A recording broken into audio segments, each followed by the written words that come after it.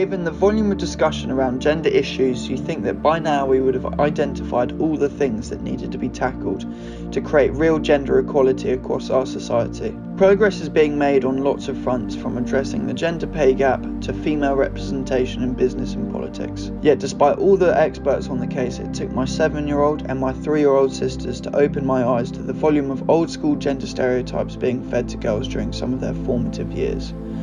Just think: Fireman Sam, Postman Pat, Bob the Builder, Octonauts, Barbies. Need I say any more?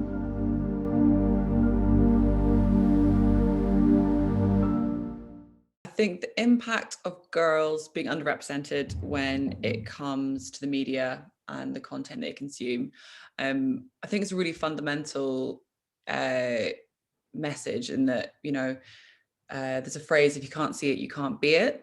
And I think if girls aren't seeing it in the kind of content that they consume from a really young age, it will just build in that belief that maybe roles that boys occupy in the content they see aren't for them or not achievable for them.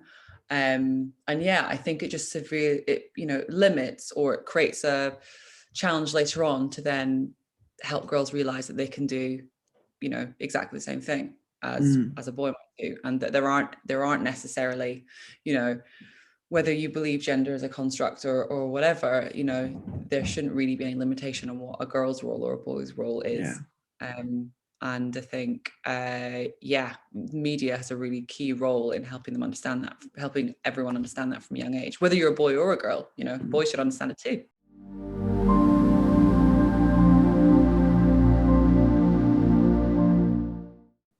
Say body image for what young girls could take away from what they see in film and in animation as well. Like, still, even now, the kind of things like the massively unrealistic proportions of kind of like waist to hip or whatever, even in cartoon characters, you kind of think maybe it doesn't matter so much because they're not a real person, but even so, you're basically looking at a body shape that would be absolutely impossible for a human, human female to attain, and that's being held up as a sort of, I guess, an ideal in some respects, because that's the character that they're rooting for in the show. And the other thing that I find a bit off-putting is, say, like, it's a bit old now, but say like in Frozen, where the bit where Elsa transforms from being the kind of downtrodden, not quite so sure of herself, to the Ice Queen, and she sort of somehow suddenly switches to this massively kind of raunchy frock and high heels,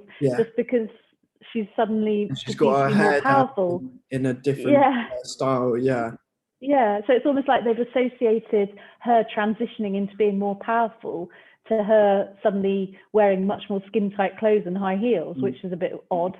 So I do worry about that.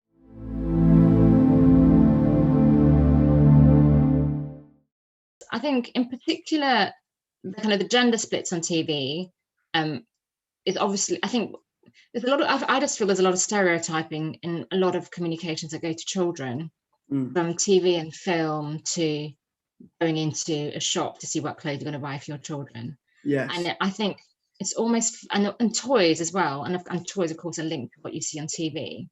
So the boys, there's often a sense that the boys' stories are much more adventure-led, saving the world, going on a mission, these kind of stories. Whereas the girls' stories girls' stories tended to be, I mean, not exclusively, but they tended to be more about, I'm a beautiful princess stuck in a tower. What am I going to do? And I've always find that very uncomfortable. I've never liked that. I've got boys and girls, and I think both from a girl's perspective, I don't want girls to feel that's the only option in terms of how they look at themselves. And I don't like the way it allows young boys, really young boys, to assume that that's all girls are good for.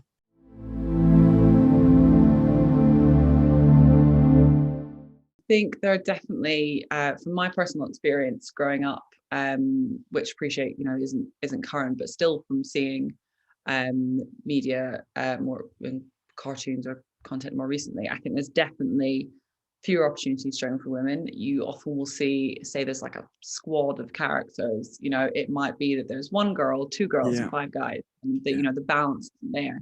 And again, I think you often have women occupying a very particular role. So they might not be, say in a cartoon scenario, they might not be in charge of driving the spaceship, or, you know, I don't know, in charge of weapons or something. They might be, oh, you know, the girls are doing the organization, or they're about the kind of softer skills, or, you know, the less on the front line. And I think that I think that definitely has an impact, and it means that, again, that you've got that reduction in understanding, appreciation of the types of roles women can do, and it puts them very much in a kind of pigeonhole position where they can only dream or aspire to those particular only roles. imagine certain things that they can do.